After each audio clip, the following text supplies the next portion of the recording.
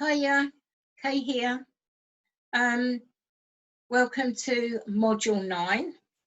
I'm going to be taking you through the PowerPoint presentation for this. So let me get this up now.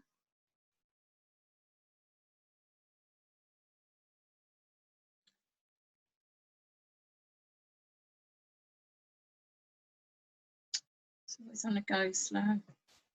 There we go. So component 6, personal and professional development, Module 9. And from now till the end of the course, in these final modules, we're going to be looking more at personal and professional development. And you're going to be starting to do more self-reflection. And that's why the module notes are in the form of a notebook with self-reflection exercises throughout. Because now you're coming towards the end of your training and you're soon going to be qualified therapists, hopefully. And it's really important to always be self-aware and self-reflective and try and grow as a person and keep up with professional development, but also personal changes that take place. So let's start off by looking at the standards for today. So understand personal and professional development as a result of training in therapeutic counselling. So you'll be reflecting on what personal and professional development actually means and how you go about that and the importance of it for your work with clients. And discussing your own personal development and what changes you have identified. And sometimes other people can see it more than you can, but you will have all made changes during the last 2 or 3 years on this course. And consider what you've learned about yourself in relation to attachment theory. And we're going to be talking more about attachment theory today. And then be able to evaluate your own practice, review and reflect on your supervised practice on placement and in class with particular focus on any areas for improvement either you or your peers have identified. And reflect on how journal writing helps you to identify your feelings and responses and whether you believe you are using your journal effectively as a reflective learning tool. And it's good to look back on the journals that you've written and especially about your own practice and see the changes. And it's good to continue writing a journal when you're qualified because it's really useful in thinking about how you've grown as a person. And your supervision is really important. The feedback you get from that and feedback from your peers, because as I said, sometimes you don't notice changes that others see. So it's really about being self-reflective and also thinking about feedback from others to make you more self-aware. So it's about growth. So we're going to start off looking at attachment theory before we move on to more about personal and professional development. And if you remember in year 2, when we did the module for grief and bereavement, we looked briefly at Bowlby's attachment theory. And we're going to expand on that today. So research on attachment has led to many changes over the years. For example, when children are in hospital now, parents are allowed to stay with them because they realise the benefit of that. And previously that didn't happen. So there's been some good changes. Now, Bowlby felt that excessive separation anxiety is due to adverse family circumstances, experiences. So things like the death of a parent or the death of a sibling that a child might blame itself for, fears of abandonment by a parent, rejection, repeated threats to a child can cause this excessive separation anxiety. They're frightened that if the parent goes, that they won't return. However, if separation anxiety is really low or not there at all, it can give an impression that the child is fine, whereas actually it might just be that the child is using defensive processes. So a well-loved child, as we know, as we've talked about last year, will protest when left by their parent or caregiver, but it learns that the parent is coming back, and it develops this self-reliance, and that's important for how they attach to other people later on. Ideas were developed further by Ainsworth, and this is where we come up with the different patterns of attachment, such as ambivalent, anxious, or secure. And so attachment styles inform patterns of behaviour in both children and adults. And this is obviously relevant to our understanding of how someone is in a relationship. And a lot of problems in relationships can be because of past attachment issues. Now, initially, a child forms an attachment to one person, which always used to be the mother, but times have changed and there's a lot of shared care now, and there's a lot of stay-at-home dads as well. That initial attachment figure, whether that's one person or two people, acts as the secure base from which an infant can then explore the world. So if their needs are met and they're well looked after by that parent or caregiver or two parents, then the infant can explore and knows that they're safe, that the parents are going to look after them, and if they're left, they'll come back for them. And so that's the secure base.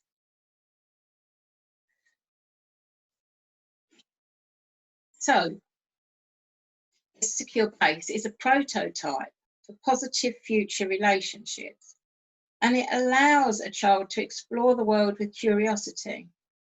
And it also gives us the ability to read people and ourselves. It has been highlighted that, a father can also play an important role, especially in mid-childhood.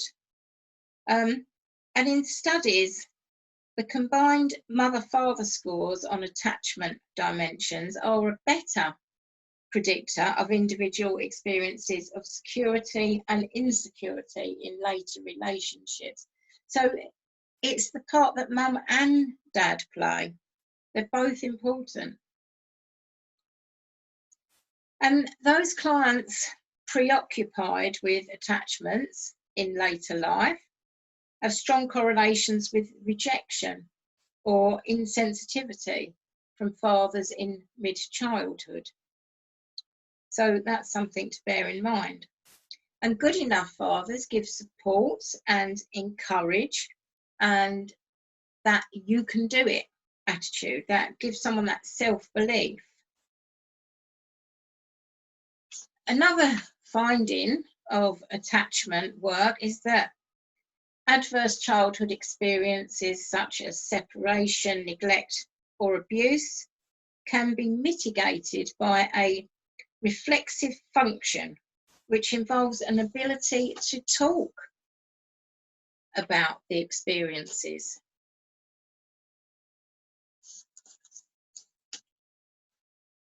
So, oh, this is odd. Everything's in a muddle here. Okay, so let's move on to look at these attachment types, attachment styles. So the secure attachment, they've had the secure base, and so the child feels confidence in the security of the relationship and the presence of the carer. And secure attachment is marked by distress when separated from caregivers and joyful when the caregiver returns. They feel they're able to depend on their parent or their caregiver. And when the child's frightened or upset, they will feel assured by the parent or caregiver. So they're comfortable seeking out that person in times of need. Now, the next attachment style is the insecure ambivalent. And this is a child that remains distressed or angry when the carer returns for them. They usually become distressed when a parent leaves, but also when they return. And it's not that common, it's thought not to be that common, this attachment style. And it's thought to be a result of poor maternal availability. So the child can't depend on their caregiver. They're not always there for them. And so they feel insecure and ambivalent about it. There's no one that they can rely on. And then we've got the insecure avoidant child. And this is where the child doesn't miss the carer and doesn't initiate contact on their return. And the child has no preferences for the caregiver over others. And research has suggested that this might be the result of abusive or neglectful caregivers. Children may have been punished for relying on their caregiver. And so they don't want to rely on anyone anymore. They don't care whether that person's there or not.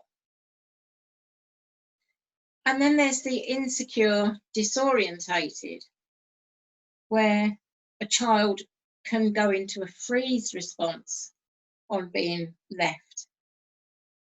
And they often display a confusing mix of behaviour. They may seem disorientated or confused, and they may avoid or resist the parent. And this is really the result of inconsistent behaviour from the caregivers. So that a parent has sometimes been there for the child and been a source of comfort, but at other times that caregiver has been a source of fear. And so the child's very confused. They don't know what they can get from that person. They don't know whether they can rely on them or not, or whether they're going to be there for them or not. So they're the 4 types in attachment theory. And it's a psychodynamic theory because it provides the opportunity to look back at childhood experiences and relationships and patterns of behaviour that have formed as a consequence of that. So our own attachment patterns as therapists, we need to remember may also influence sessions with clients. We need to be mindful of our own attachment style and our feelings in sessions with clients. So it's important to do that, to be aware of our own attachment styles, how they came about, and how they may affect our relationship with other people, including clients. So these attachment styles translate into adult attachment styles in adult romantic relationships. So let's look at those. So again, we've got the secure. So this is the child who's had that secure base and a secure attachment pattern as a child. So there's usually a history of positive relationships, and the person feels comfortable being on their own and quite independent, but also with somebody else. They're comfortable with intimacy and having a partner, and they've got normally quite a good positive view of themselves and others. And then we've got the anxious preoccupied, sometimes called the insecure ambivalent, because that's what it was in childhood. So this is a person that seeks high levels of intimacy and approval, and they want their partner to be they're quite needy, maybe, in a relationship, overly dependent upon their partner, and they may have less positive views and high levels of anxiety and worry. So they're not secure in a relationship, and they can become anxiously preoccupied with what's happening in that relationship. And they're always looking for approval and intimacy, and they want their needs met that maybe weren't met in childhood. And then we've got the dismissive avoidant, which comes from the insecure avoidant child attachment style. And this tends to have a high degree or desire for independence, with individuals viewing themselves as self-sufficient, sometimes denying that they need close relationships at all.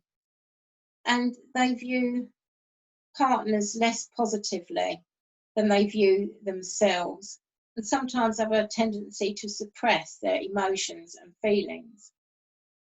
And so they were insecure and avoidant as a child, and now as an adult, they don't like to ask for help or depend on anybody. So they don't. They become independent. But deep down, a lot of these people do want close relationships, but they find it difficult. And so they dismiss, they avoid. And then we've got the fearful avoidant, which comes from the insecure disorientated. So this person has had a very confused childhood where they don't know what to expect at all. And so they've got a desire to have that close relationship, which they sometimes had with their parent or caregiver, but they're also scared because sometimes their parent wasn't there for them or rejected them. So they view themselves and their partners and the relationship quite negatively, and they often suppress their feelings and they seek less intimacy. They'll really want that closeness, but also feel uncomfortable with it. So they're the 4 adult styles that stem from the child attachment styles. And one thing we need to make sure of is that we don't put a label on a person. We need to see everybody as a unique individual. And we can't make assumptions. There's always like somebody who should fit into a certain category but doesn't. So the exception to the norm, really. But on the other hand, attachment patterns can really help us and help us to understand why somebody has had patterns of relationships, why they're in a pattern now with their current partner, why their relationship isn't working particularly well. So it can be really, really useful. So, you know, it's worth really looking at these and thinking about your own childhood, what that was like, and trying to analyse which attachment style you had and how that's translated into the here and now, and what attachment style you've got now. And one thing that to bear in mind is that although our childhood attachment patterns are really important, they can change later on. So somebody could have a really secure attachment as a child, but later find themselves in a controlling or abusive relationship, which then makes them anxious, preoccupied. And then they will carry that into future relationships. So the pattern might not necessarily have formed early in childhood. So just something to bear in mind. So, as I said earlier, as part of your continuing professional development, working on self-reflection and personal change is important. And we're looking at that area of reflective practice as the main way that we learn, not just the theory of our profession, but how we learn from our experience as a therapist.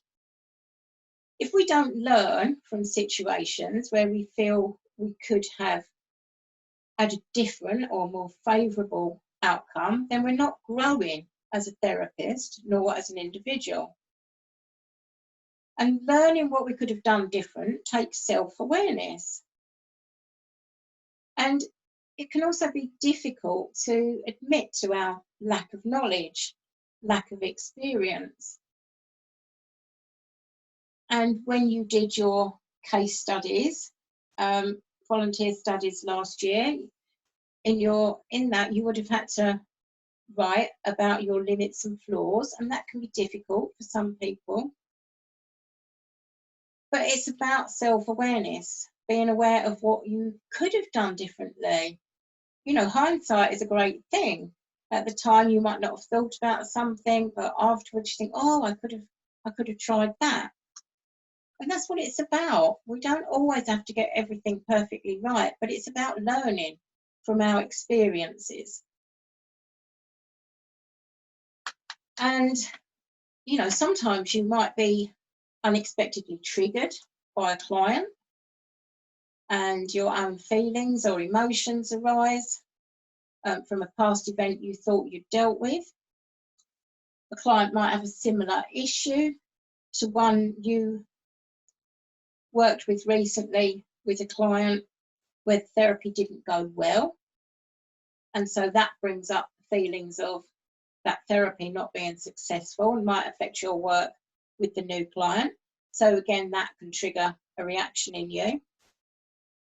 And also there might be times when you're going through a stressful situation yourself, or you're really worried about something. And is that going to impact on your client work? So it's always important to self-analyse, self-reflect. We need to make sure that we don't lose our rapport with the client or stop actively listening or project onto our client or bring our own stuff into the session. And of course, that's where supervision comes in and is crucial. So supervision is, is another perspective to the dynamics that might be happening in a session between the therapist and the client. The supervision can give you the chance to reflect on your work with the client, how the work's going, what you're putting into practice from what you've learned on the course, reflecting on the work you're doing with them and reflecting on your feelings as well about that client and anything they trigger in you. And so supervision gives you an opportunity to reflect and work in a more structured way.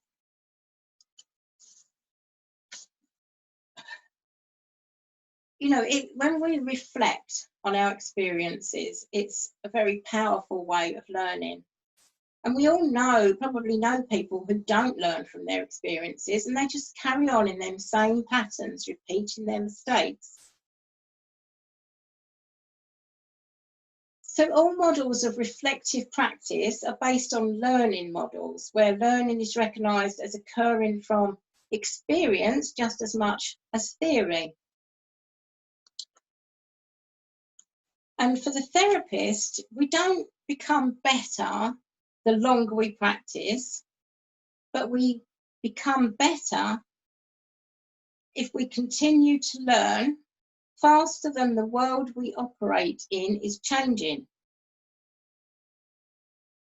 And we learn really well from reflecting on our experiences.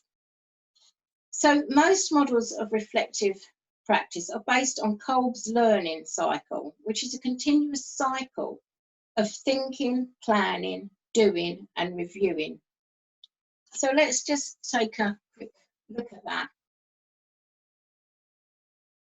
So, we observe something, we may observe something, process that, we'll try it out, we'll experiment, and we'll learn from that. There's a continuous cycle of learning. So we might, in this course, you've learned theory, and then you've done role plays to put things into practice, which then consolidates the theory. And then when you actually put that into practice with real clients, you learn even more, and you learn from those experiences. You always learn from your clients, and you always will. So without reflective practice, we can't be an effective, safe, or ethical therapist. And there's several models of reflective practice that we can use as a template when observing, analysing, and drawing conclusions about our experience. And models can be used for self-reflection alone or with colleagues or supervisors. And it's possible to reflect upon virtually any aspect of working with clients. But reflection is necessary if we encounter what we might call a critical incident, where something hasn't happened as expected or planned, or when we feel that we've made errors. So it's especially important then that we learn from it. So reflective practice is based on learning theory, that we learn best when we have the opportunity to practice our theory and when we can consider the pros and cons of what we did. And that's always worth doing. How would it have gone if I didn't do this? How would it have gone if I did something different? What would the pros and cons of that be? And this demands not only honesty, but self-awareness. So let's look at Gibbs' model of reflective practice. So, description, what happened? Feelings. what were you thinking? Evaluation, what else could you have done? Analysis, what sense can be made of the situation? Conclusion, what was good, bad about the situation? And 6, if it arose again, what would you do? And then the next time that happens, you can put that into practice. You'd behave in a different way. So we can use this to think about any situation we are in, and we can use it to look at how a therapy session has gone. It allows us to focus on the aspects of an experience in order that we can learn from it. So let's look at an example here. So if we go through this cycle, so when I first qualified as a therapist, a lady booked an appointment. She was a therapist in training who needed therapy for the course she was on. And when she arrived at the session, I felt quite intimidated. My mind went blank and I was unsure what to say. I got through the session but felt it went really badly. So, okay, that was the description of what happened. So let's go to 2, feelings. What was I thinking? Well, I felt intimidated and I thought I wasn't good enough to help her. I'd only just qualified and I felt she knew as much as I did, which didn't help. And so the evaluation, what else could I have done? Well, I could have realised her attitude was more about herself than me. She herself might have been quite anxious, and that came across as authoritative and defensive. And she hadn't had therapy before, so maybe that was why she was acting like she did. Or maybe that was just the way she was. And she would learn through therapy that it wasn't the best way to be. So, you know, in analysis, I'm trying to make sense of that situation. Her attitude affected me badly, leaving me feeling not good enough. However, I realised her attitude was really her problem. She was having therapy because she had to, rather than because she wanted to. And I think she still had a lot to learn and much self-awareness to gain. So, conclusion, what was good or bad? Well, it was bad that I let her make me feel intimidated, but it was good that I learned the reason why the situation happened and I gained self-awareness. And action. If a similar situation arose again, I'd remember this one and make sure it didn't affect me so I could be more relaxed, and then I'd be more helpful in the session and the client would probably be more relaxed and happier. So that's an example of this process. Now, if we move on to Atkins and Murphy's model, this is also cyclical. And this model supports a deeper level of reflection with more emphasis upon the practitioner rather than the client.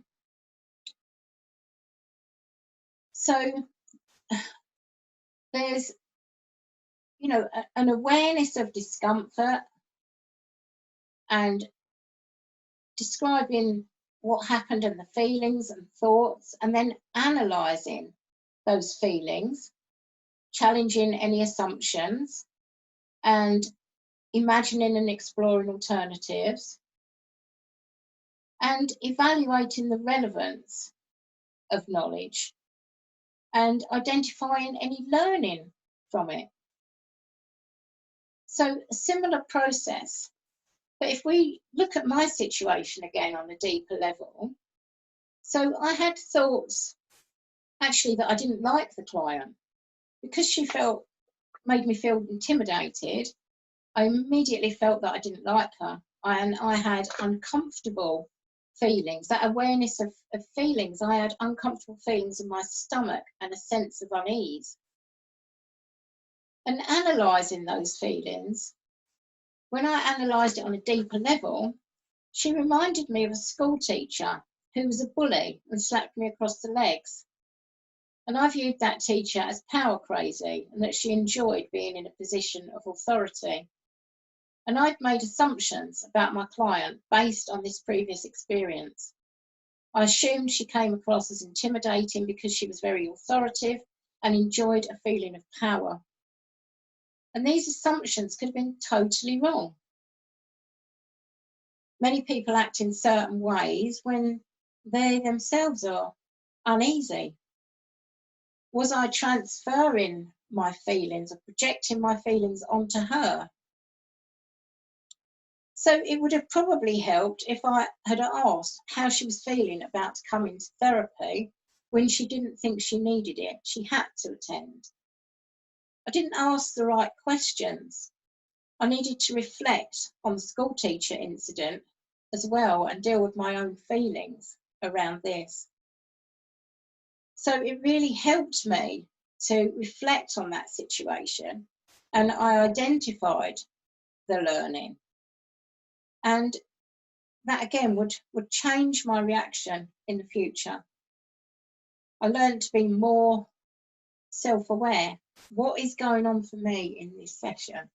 Is this really about the client or is it about me? The therapeutic relationship can be complicated, and we always need to explore the part we play in it. We need to recognise when we may be projecting or transferring onto others, when we're blaming others where none is due, and when we're reluctant to look at the part we play in the outcome of any situation. And of course, we can carry this through not just in our experiences with our clients, but in our experiences in supervision and in our personal relationships as well. It's a really useful thing to self-reflect and understand ourselves better and learn from our interactions. So sometimes we may reflect after a session and just think about that, you know, how did that go? How was I feeling? What could I have done differently? What could I have done better? But sometimes the place for deep reflection is in supervision. And taking these sort of things to your supervisor is really useful. And of course, in supervision, there's not just one model of supervision, there's several.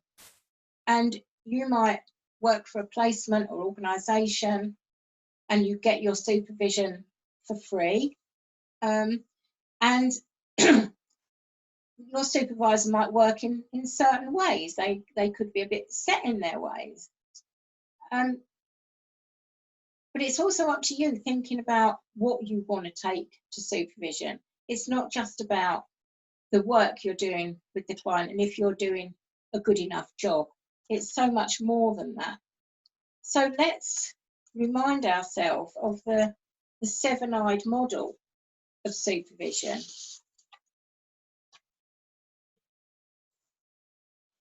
So if you remember, we said there's different relationships going on, which create 7 modes of supervision. So the first one is where the focus is on the client and what and how they present. So you'll be talking about your client's presenting issue, how they were in the therapy room, whether they appeared anxious, whether they were well dressed or looked as though they neglected themselves. And you're going to, two is exploration of the strategies and interventions used by the supervisee. So what work have you done with the client? What was your initial assessment and case formulation? What tools do you think you'll use in the future? So exploring what you have done and what you're going to be doing with the client. And your supervisor can give you feedback on that and also give you some help if there's things you haven't thought about. Or she might think it's totally the wrong way to go and give you reasons why she thinks that and some examples. And then 3 is the exploration of the relationship between the client and the supervisee. So what is the relationship between you and your client like? Do you feel you've built that trust and rapport? Are they very quiet, or do they come across defensive? Are they doing a lot of talking, or are you doing more creative methods? It's the relationship between you and how that's going. Do you feel you've built a good therapeutic relationship with them?